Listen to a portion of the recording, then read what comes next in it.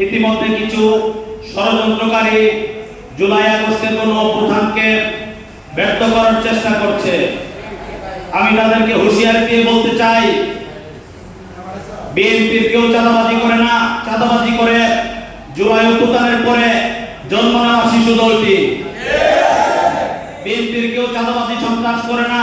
সন্ত্রাস করে ৭১ সালে যাদের মাথায় ৩০ লক্ষ মা বোনদের রক্তের ছাপ লেগে আছে ওই রাজাকার বাহিনীরা।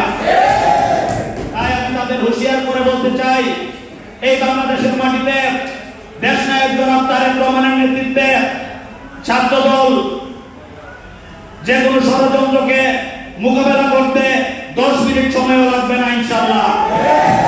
তাই আমি ছাত্র দলের প্রত্যেক নেতাকর্মীকে বলতে চাই, আপনারা সজাগ থাকবেন যেন কোনো ষড়যন্ত্রই জুলাই আগস্টের অভ্যুত্থানকে ব্যর্থ না করতে পারে।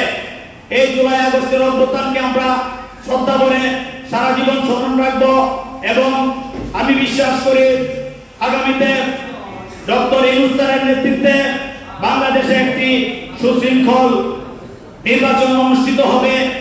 সেই নির্বাচনে বাংলাদেশের 18 কোটি মানুষ জনাব তারেক রহমানকে ভোট দিয়ে আগামীর প্রধানমন্ত্রী নিযুক্ত করবেন। আমি ছাত্রদলকে সকল ষড়যন্ত্রের বিরুদ্ধে সজাগ থাকার উদাত্ত আহ্বান জানিয়ে আমি আমার সংক্ষিপ্ত বক্তব্য শেষ করলাম। খুদা হাফেজ। বাংলাদেশ জিন্দাবাদ। বাংলাদেশ জাতীয়তাবাদী ছাত্রদল জিন্দাবাদ। দেশনেত্রী বেগম খালেদা জিয়া জিন্দাবাদ। শহীদ জিয়া